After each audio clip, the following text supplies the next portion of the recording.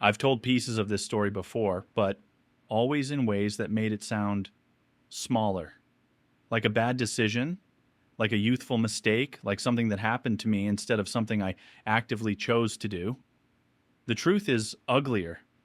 This is about the time I stole a man's identity and lived inside his life for almost a year. Not in a Hollywood way. No rubber masks or forged passports. No dramatic hacking montage with green code falling down a screen. It was quieter than that. More pathetic. More terrifying. It started, as a lot of bad things do, with boredom and resentment. I was in my late 20s, working a job I hated, living in an apartment that smelled faintly of mildew, no matter how much I cleaned it. I felt invisible. Not woe is me invisible, but the slow grinding kind where weeks pass and nobody really sees you. No promotions, no meaningful relationships. No sense that my life was moving forward. Most nights I'd scroll. Social media, forums, comment sections, random profiles, faces and names and birthdays and pets and anniversaries, entire lives neatly packaged and publicly available. One night I stumbled across a guy I'll call Daniel. Daniel wasn't famous. He wasn't rich. He wasn't an influencer. He was normal. Mid-30s, married, 2 kids, decent job in IT suburban house, weekend barbecue pictures, vacation photos at the beach, posts about being tired, about loving his kids, about hating Mondays, the kind of life people call boring until they realize how badly they want it. At first, I didn't think if I'm going to steal this guy's identity. I thought, he shares a lot. Then, wow, you could practically map his whole life from this. Then, much later, I wonder what it would feel like to step into someone else's shoes. I told myself I was just curious. That lie lasted about a week. My motive wasn't money at first. That came later. It was control. It was wanting to feel like I could reach through the screen and rearrange reality. Wanting to prove that the world wasn't as solid as it pretended to be. And maybe, if I'm being brutally honest, it was envy. Daniel had everything I thought I deserved. A family, stability, a future that made sense. I didn't want to destroy him. I wanted to be him. Or at least, I wanted to see if I could. So, I started paying attention. Not in a casual way, in a deliberate, obsessive way. Every post, every comment, every photo, every tagged friend. I built a picture of his life in my head long before I ever touched anything connected to it. And once I realized how frighteningly accessible his world already was, I stopped pretending this was harmless curiosity. That's where the real story begins. I started treating Daniel's life like a long-running documentary that only I was watching. I memorized patterns before I memorized facts. When he woke up, when he posted, when he complained about work, when he shared pictures of his kids' soccer games, I noticed which friends always commented and which ones had quietly disappeared. I learned his wife's name, his kids' names, his dog's name, his favorite sports team, the bar he tagged himself at every Friday, the running joke he had with an old college friend about a disastrous road trip. I wasn't collecting data in my mind. I was building familiarity. I wanted to be able to speak as him without thinking. I told myself I was just curious, but curiosity doesn't make spreadsheets. Curiosity doesn't save screenshots. Curiosity doesn't stay up at 2 in the morning, comparing profile pictures from different years to track changes in weight, hair, glasses, facial hair. I knew what season his anniversary fell in because of the flowers he posted. I knew his mother's maiden name because someone wished her happy birthday and tagged her. I knew the elementary school his kids attended because of a fundraiser post. None of this felt illegal yet. It felt like window shopping, like standing outside a house and looking through the glass, except I was pressing my face against every window. The scarier part is how easy it was. Daniel wasn't careless in a dramatic way. He was careless in a normal way, the way millions of people are careless every day. He trusted that nobody was paying too much attention. He was wrong. I didn't wake up one day and decide to steal his identity. I woke up one day and realized I already knew enough to pretend to be him in casual conversation, and that realization felt like a small electric shock. Once I had that, the question changed from can I to should I, and I never seriously considered the second one. I started imagining small experiments, harmless ones. What if I made an account using his name and photo and just watched who accepted friend requests? What if I joined a group he was in and posted something generic? What if I commented on a public post as him and saw if anyone noticed? I told myself these were thought exercises, but I was already crossing a line in my head. I wasn't thinking about consequences. I was thinking about how it would feel to speak with his voice and have people answer. I was thinking about how it would feel to not be me for a moment, and that idea wrapped around my brain like a warm blanket. I didn't hate Daniel. I didn't want revenge. I didn't even blame him for my life. He was just available, and availability is sometimes more dangerous than malice. I convinced myself I wouldn't go too far. I convinced myself I'd stop if it felt wrong. I convinced myself of a lot of things that sound stupid now, but at the time, they felt reasonable, almost responsible, like I was setting boundaries. The truth is, I was already standing on the edge, and all it took was one quiet night, one impulsive decision, one just to see what happens, and I stepped off. The first real step wasn't creating a social media profile, it was email. Because everything online eventually points back to an email, I created a Gmail account using a variation of Daniel's name and a couple of numbers I'd seen associated with him before. Nothing fancy, something that looked like it could plausibly be old.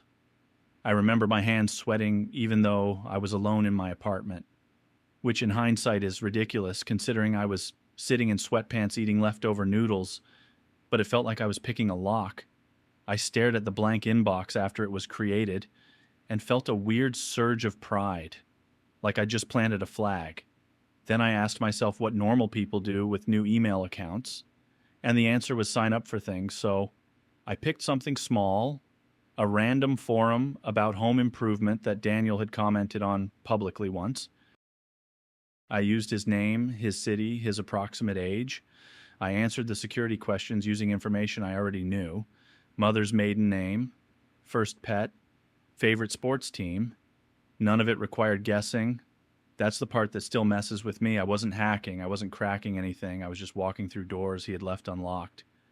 When the confirmation email came in, I felt a rush that was way stronger than I expected. It wasn't joy, exactly. It was power. Quiet, concentrated power. I logged into the forum and read old threads he had posted under his real account. Then I made a new post under my fake one. Something boring about fixing a leaky faucet. Within 10 minutes, someone replied. They called me Daniel, not in a friendly way, not suspiciously, just naturally. Like, of course I was Daniel, and that single word hit me harder than I want to admit. I reread it over and over. Daniel, Daniel, Daniel. It felt like I had slipped on someone else's coat and discovered it fit perfectly. Nothing exploded, nobody screamed, no alarms went off. The world didn't care, and that silence was intoxicating. After that, I escalated without really thinking about it. I signed up for a streaming service using the same email, then a shopping site, then a cloud storage account. I wasn't spending money yet. I told myself I was just seeing how deep I could go. But even then, I knew that was a lie. I wanted infrastructure. I wanted a skeleton of a digital life that could hold weight later. I kept meticulous notes in a text file, usernames, passwords, security questions, sites, dates. I labeled it work, which is probably the darkest joke I've ever told myself. I started checking the fake inbox obsessively, refreshing like someone waiting for a text from a crush. Every notification felt like validation, like proof that this version of Daniel was becoming real. Meanwhile, I still checked Daniel's real profiles every day, watching him live his normal life, seeing posts about dinner with his kids while I quietly assembled a shadow version of him on the side. I didn't feel guilty yet, and that scares me more than anything else. I felt focused, purposeful, awake in a way I hadn't felt in years. I told myself I was building a character, like a writer, like an actor preparing for a role. But deep down, I knew I wasn't rehearsing. I was preparing to perform. And once you start preparing to perform, you've already decided you're going on stage. The next phase wasn't technical, it was social, because technology only matters if people believe you. I created a social media profile using one of Daniel's older profile pictures that he had publicly posted years ago, the kind that wouldn't look suspicious if it appeared again. I didn't add everyone at once. I started with distant connections, friends of friends, people who had interacted with him once or twice in comments, people who wouldn't immediately message him in real life and say, "Hey, is this you?" Every accepted request felt like a small nod from the universe. I kept my activity boring on purpose, liking sports posts, sharing generic memes, posting an occasional long day at work status. I mirrored his tone, his grammar, even his habit of overusing certain phrases. I had read enough of his writing that it came naturally, which is a deeply unsettling thing to realize about yourself. A few people messaged me first, casual stuff, asking about work, asking how the kids were doing. And I answered slowly, carefully, never too much detail, always vague, always safe. Nobody questioned me, nobody challenged me, nobody asked for proof. And that silence did something dangerous to my brain. It started to feel less like pretending and more like expanding. Like I hadn't replaced myself with Daniel, I had added Daniel on top of myself. I still went to my crappy job, still ate microwave dinners, still lived my empty life. But now I also had access to conversations where I was a married father. With a stable career, I could open one browser tab and be me, open another and be him, and I began to prefer the second tab. I told myself I wasn't hurting anyone. I wasn't posting as him publicly in ways that would embarrass him. I wasn't contacting his wife. I wasn't interfering with his real accounts. And I built a whole moral framework where this was some kind of elaborate role play. The problem with moral frameworks you invent is that they always collapse the moment you want something. And I wanted more. I wanted deeper access. I wanted to see behind doors that weren't publicly visible. I started testing password recovery pages on a few major platforms, not aggressively, not like a hacker, more like someone answering trivia about a person they had studied for months. And sometimes, disturbingly often, I got past the first layer. I won't describe how. Not because it's complicated, but because it's simple in a way that feels irresponsible to spell out. I remember the first time I saw a reset successful message and had to stand up because I felt dizzy. I didn't change the password. Not yet. I just stared at the screen, staring at proof that that the wall everyone assumes is solid is actually made of cardboard. I closed the browser and paced my apartment for 10 minutes, telling myself I wouldn't cross that line, which in hindsight is funny because I had already crossed about 20 lines by that point. I wasn't a curious observer anymore. I wasn't a bored guy playing with hypotheticals. I was someone actively positioning himself inside another man's digital footprint, and the scariest part was how normal it had started to feel, like brushing your teeth, like checking the weather, like something you do because it's part of your routine.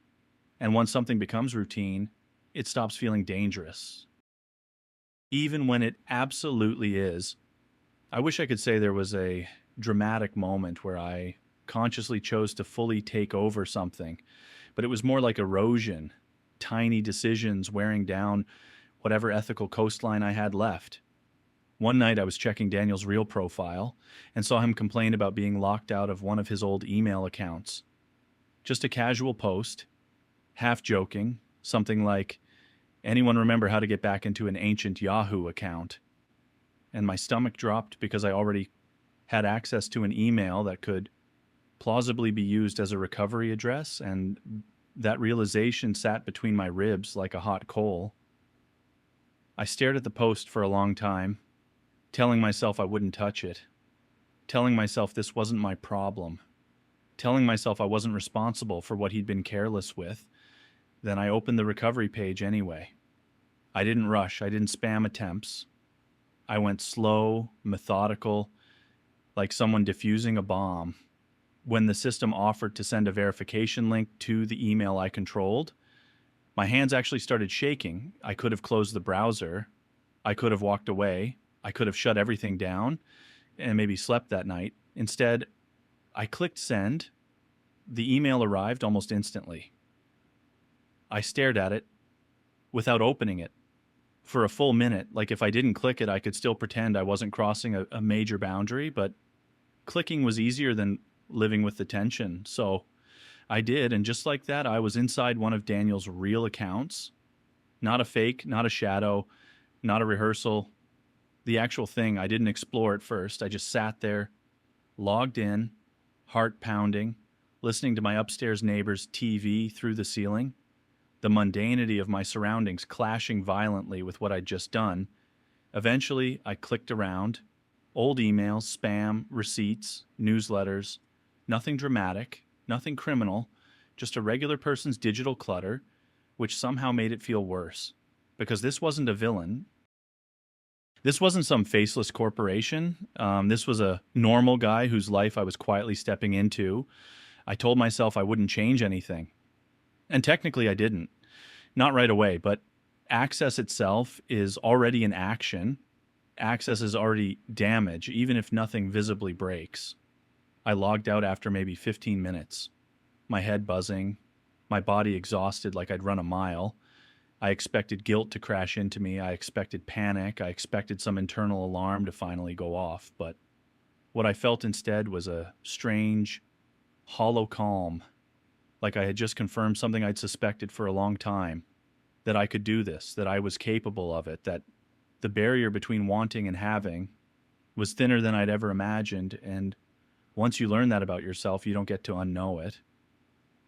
I went to bed that night and barely slept, not because I was afraid of being caught, but because my brain kept replaying the moment the inbox loaded over and over like a broken GIF, and somewhere in that loop, a new thought started forming, quiet and persistent. If I can get into one account, how many others are within reach? And that thought scared me, but not enough to stop me.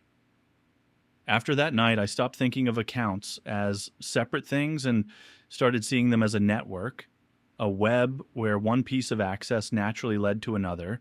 I went back to Daniel's real email the next day, and this time I wasn't just looking, I was mapping. I searched for keywords like welcome, verification, receipt, password. I made a list of services he used: banks, shopping sites, utilities, subscriptions, forums, job portals, random newsletters he'd probably forgotten about. It felt disturbingly similar to doing inventory at a warehouse, except the inventory was someone's life. I told myself I wasn't stealing money, I wasn't draining accounts, I wasn't ruining him. I was just positioning myself, which is a sentence that should make any sane person stop and reassess. But I wasn't sane anymore. I was methodical. I started resetting passwords one by one, slowly, spacing it out so it wouldn't trigger obvious alarms. I didn't lock him out immediately. That was important to me. I wanted coexistence, not total control. At least that's how I framed it. In reality, I was afraid of creating a sudden disruption that would force him to pay close attention every time a reset confirmation hit my inbox. I felt the same dull surge of power, less explosive than before, but more steady, more integrated. Like this was simply how my life worked now. I set up forwarding rules, so copies of his important emails came to my fake account too. I told myself it was for backup, which is laughable because backup implies permission. I started learning his financial rhythms from receipts and statements, and when bills were paid, how much his mortgage was, what streaming services he used, how often he ordered takeout, which stores he shopped at. You can know a lot about a person from where their money goes, more than from their social media. I didn't touch his bank accounts yet, but I absolutely could have. And knowing that sat in my chest like a loaded gun, I noticed something else happening at the same time. My emotional reaction to Daniel himself was changing. He was becoming less of a person in my mind and more of a container, a collection of credentials, a structure I was inhabiting. I still saw his posts about his kids, about his wife, about being tired, but they felt distant, abstract, like NPC dialogue in a game I was playing. I hate that about myself, but I'm being honest. I also started cleaning up traces, deleting some security alert emails from his inbox so he wouldn't notice patterns, marking others as read so they blended into the background noise. I justified it by telling myself I was preventing confusion, like I was doing him a favor by keeping things tidy. I was deep in the kind of self-deception that deserves its own diagnostic category.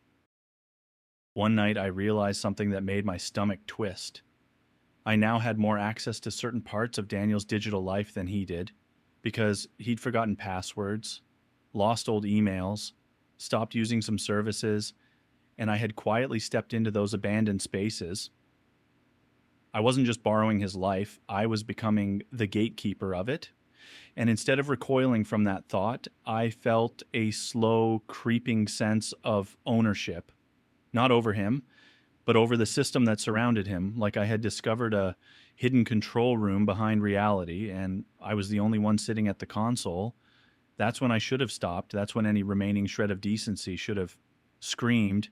But what I felt instead was anticipation, because once you're standing in a control room, the next impulse is to start pressing buttons.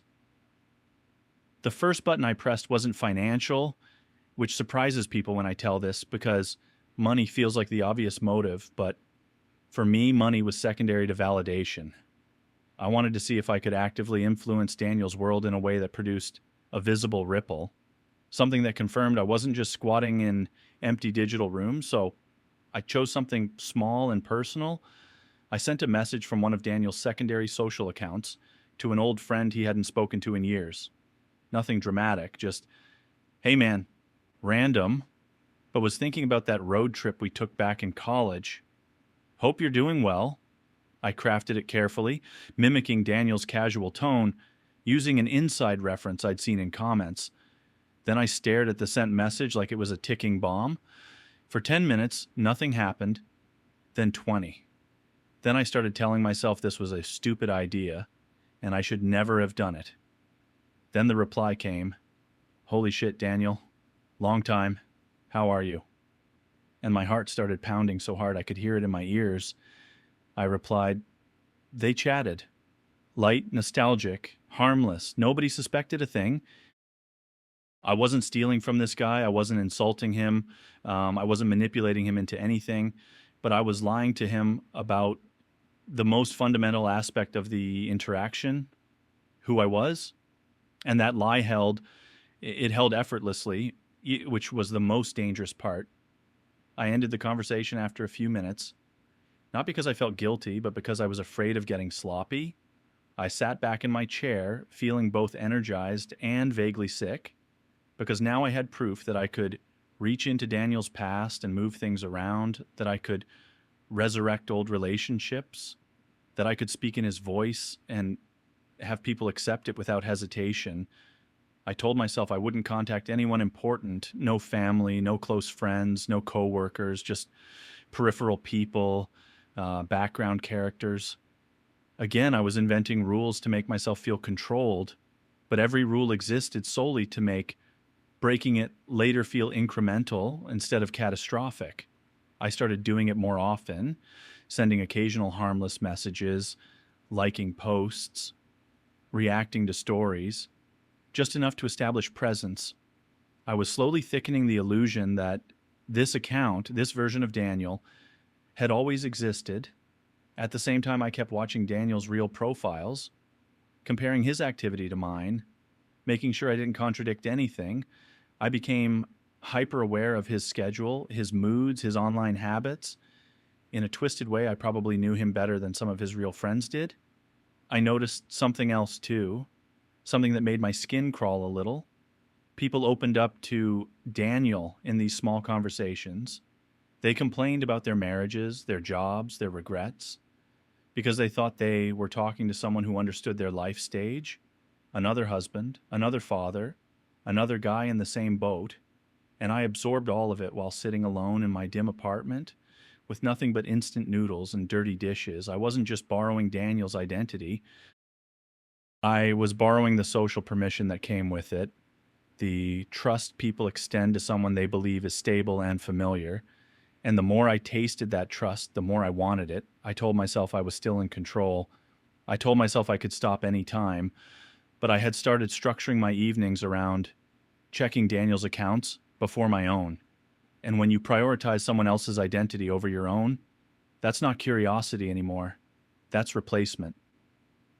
Money entered the picture quietly, almost politely, like a guest that waits to be invited but knows it will be eventually. I noticed a pattern in Daniel's emails about a small side account he rarely used, some cashback thing tied to old purchases.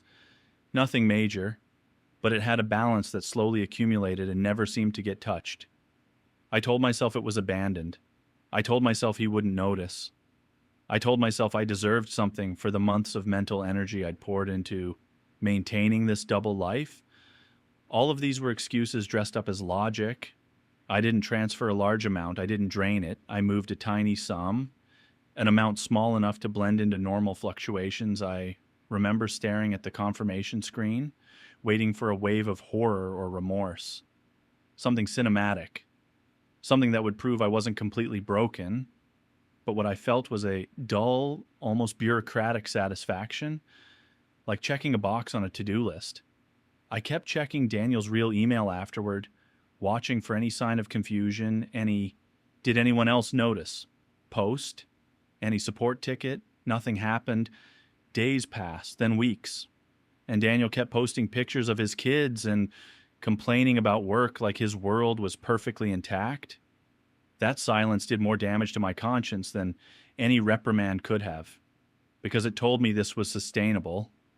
I moved another small amount later, then another, spacing it out, keeping it boring, because boring is invisible. I never touched his main bank account, not because I was ethical, but because I was afraid of attention. I wanted parasitic coexistence, not a dramatic collapse. At the same time, my internal narrative shifted. I stopped seeing myself as someone temporarily borrowing something and started seeing myself as someone entitled to a share. I told myself Daniel had more than enough. I told myself the system was unfair and I was just gaming it. I told myself corporations steal from people all the time and nobody cries about that. All of these rationalizations stacked on top of each other until they formed something that looked like a moral code. If you squinted, I also started spending some of the money on things that reinforced the fantasy: better clothes, nicer food, small upgrades that made my own life feel slightly closer to Daniel's, which in retrospect is deeply twisted, because I was using his life to improve mine while hollowing out whatever was left of my actual identity. I began to feel an odd sense of resentment toward Daniel when I saw him waste money on things I considered stupid, like expensive gadgets or impulse purchases, as if he were being irresponsible with something I now had partial claim over. That thought should have terrified me, but instead, it felt natural, and that's the scariest sentence in this entire story. I was no longer just pretending to be Daniel in certain spaces. I was starting to emotionally invest in his resources as if they were mine. And once that happened, I crossed from impersonation into possession. Not legally, not officially, but psychologically. And psychological lines are often the ones you never come back from. The first real crack didn't come from Daniel. It came from me getting sloppy. Not in an obvious way, but in a human way. I was tired one night, half distracted, juggling too many tabs, and I replied to a message as Daniel with a phrase I personally use a lot but had never seen Daniel use. It was subtle, just a small linguistic fingerprint. But as soon as I hit send, I felt a jolt of cold go through my chest. I stared at the message, hoping the other person wouldn't notice. They didn't say anything. The conversation moved on, but I couldn't shake the feeling that I had left a smudge on glass, something that might catch the light later. After that, I became more paranoid, rereading everything multiple times before sending, double checking tone, vocabulary, punctuation. I started building a mental firewall between me language and Daniel language, which is a ridiculous thing to admit, but it's true. I also started noticing weird overlaps, moments where I'd think about responding to someone in my real life and accidentally frame it in Daniel's voice or vice versa. It was like the two identities were bleeding into each other at the edges. I didn't know which one was more real anymore. And instead of panicking about that, I treated it like an optimization problem. I told myself I just needed better compartmentalization, better discipline. I was basically managing two personalities like they were projects at work. Around this time, I made another escalation. I accessed one of Daniel's old cloud storage accounts that he clearly hadn't checked in years. Inside were photos, documents, scanned IDs, tax forms, resumes, family pictures, things people forget exist once they upload them and move on. I remember opening a folder labeled important and feeling like I had kicked in a door inside someone's brain. This wasn't public anymore. This wasn't social media theater. This was the backstage. I didn't download everything. I didn't need to. Just knowing it was there felt like enough. But I did copy a few things, not for a specific plan, just for insurance, which is a word criminals love because it sounds responsible. I started to feel like I was carrying a secret that physically weighed something, like an extra organ inside my chest. I'd be sitting at work pretending to care about spreadsheets while thinking about the fact that I could, at any moment, open a browser and step into another man's financial history, family records, social circle, and nobody around me would have any idea. That disconnect between my outward normality and my hidden reality created a kind of low-grade dissociation. Days felt blurry, like I was watching myself perform being a person. I also noticed that I had stopped checking my own social media almost entirely. My real accounts felt embarrassing, sparse, unlived in. Compared to Daniel's rich, busy digital ecosystem, I started to feel ashamed of my own name in a way that's hard to explain, like it belonged to someone inferior, someone unfinished. Meanwhile, Daniel's name started to feel comfortable, familiar, like a jacket that had been broken in. I never told anyone about any of this. Not friends, not family, not even anonymously online, because part of the thrill was exclusivity. I was the only one who knew this secret existed, the only one living in this strange overlap of two lives. And secrets like that don't just sit quietly. They grow, they stretch, they start demanding space, and I was running out of places to hide them. I don't know exactly when Daniel first sensed something was wrong, but I know when I first saw evidence of it, because it felt like the floor dropping out from under me. I was scanning his real email, like I did every day when I saw a subject line from a support service I recognized, something about unusual activity. My heart started racing before I even opened it. The email itself was neutral, carefully worded, something like, "We detected a login from a new device." Nothing accusatory, nothing dramatic. But I knew what it meant. I knew it was because of me. I immediately checked Daniel's social media profiles and saw a vague post from him. Something like, "Anyone else getting weird security alerts lately?" Followed by a couple of laughing emojis. And I had this bizarre mix of dread and relief. Dread because he was circling the truth. Relief because he was still framing it as an annoyance, not an emergency. I told myself this was manageable. I told myself lots of people get random security alerts. I told myself I just needed to tighten things up. I went into cleanup mode, deleting more alerts, adjusting forwarding rules, double-checking recovery settings, making sure my access paths were still intact. I felt like a burglar hiding in a house. While hearing the owner walk through the hallway, every tiny noise suddenly sounded loud. Every click felt risky. I also did something incredibly hypocritical.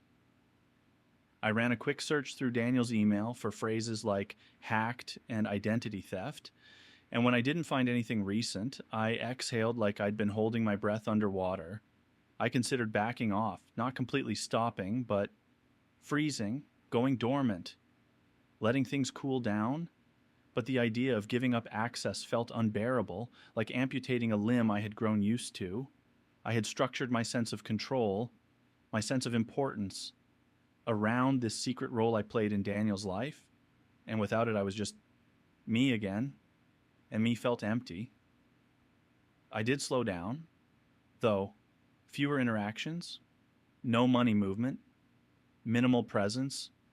I tried to become invisible inside the system I had built, but invisibility is harder than activity because it requires patience, and I was terrible at patience.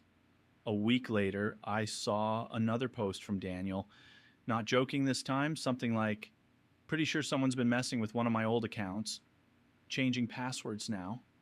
And I felt physically sick. I paced my apartment. I opened and closed tabs without doing anything. I imagined him sitting at his computer, frowning, maybe talking to his wife about it, maybe calling customer support, maybe slowly realizing that this wasn't random. I also imagined him never figuring it out, chalking it up to glitches, moving on. Both possibilities terrified me in different ways. I didn't know whether to reinforce my access or abandon it. And the fact that I even considered reinforcing it should tell you how far gone I was. I wasn't thinking like a person anymore. I was thinking like a parasite deciding whether to burrow deeper or retreat. And that realization hit me hard because for the first time, I saw myself not as clever or unlucky or misunderstood, but as something small and invasive and dependent, clinging to another man's life because I didn't know how to build my own. And instead of motivating me to stop, that insight just made me feel desperate, and desperate people make terrible decisions. Instead of letting go, I tried to secure what little foothold I still had, which is insane, but fear makes you territorial. I quietly adjusted recovery options on a few minor accounts to point back to my email, telling myself it was temporary, even though exits don't look like reinforcements.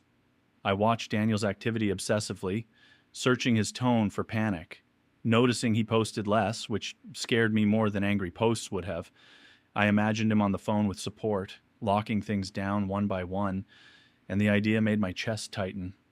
I started hoarding small bits of data, not with a plan, just because having something felt safer than having nothing. I caught myself thinking about grabbing more money before access disappeared, and those thoughts horrified me, but they stayed.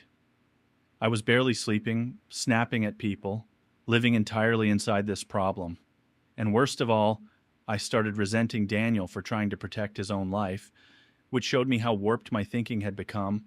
I knew collapse was coming. I just didn't know when, and waiting for it was its own form of punishment. One morning I logged into Daniel's email and saw multiple password change confirmations I hadn't made. My stomach dropped. I tried other services and got locked out again and again, doors slamming shut in real time. Every failure confirmed he was actively securing everything. I imagined two-factor authentication, support tickets, maybe even a report, and my mouth went dry. I still had access to a few scraps, but they felt meaningless. I considered messaging him, but every version sounded incriminating, so I froze, staring at error messages, feeling something I hadn't felt in months. Real powerlessness. I realized how much of my emotional stability had been tied to having access to his life, and losing it felt like withdrawal. I deleted my notes file and the fake email that night, not to save myself legally, but because I couldn't stand seeing them. Lying in bed, I finally felt something close to real regret. Not just fear, but the heavy knowledge that I had violated a stranger's life and couldn't undo it. Afterward, everything felt slightly unreal, like reality had shifted half an inch. I kept reflexively checking apps that no longer mattered. I watched Daniel's posts for signs he knew, but they stayed ordinary, which somehow hurt more. Nobody contacted me, no police, no accusations, just silence and my own thoughts. I replayed the first email, the first message, the first dollar, and each memory carried quiet shame. I became obsessive about securing my own accounts, as if I could become a better person retroactively. I felt a strange grief for the version of myself who had felt powerful, even though I hated that version. And I realized I had used Daniel's life as a substitute for building my own, and now I was back where I started, except heavier. As far as I know, I was never identified, but it doesn't feel like getting away with anything. I still occasionally check Daniel's public profiles, and I'm relieved his life seems intact. I've never seen him mention identity theft, which means he either fixed it quietly or never understood the scope, and both possibilities haunt me. I worry he may have suspected someone close to him, which makes me feel sick. I live with a low level fear that someday something will connect my name to what I did. And this experience permanently destroyed the idea that I'm incapable of serious wrongdoing. I don't see what I did as clever. I see it as small, invasive, and pathetic. The act of someone who fed on another person's stability instead of building their own. You don't become a monster in one moment. You become one through many small justifications. Curiosity becomes testing. Testing becomes access. Access becomes entitlement, and entitlement becomes harm. Boredom plus resentment plus internet. Access is a dangerous mix. If you overshare online, understand that strangers are watching in ways you can't imagine. Lock your accounts. Use two-factor authentication. Treat your digital life like your home. And if you ever feel tempted to step into someone else's identity, even slightly, don't. It won't fix your emptiness. It only adds rot. I still carry what I did. I probably always will. But I've never crossed that line again because I know exactly where it leads. And living your own broken, imperfect life is infinitely better than quietly poisoning someone else's from the shadows.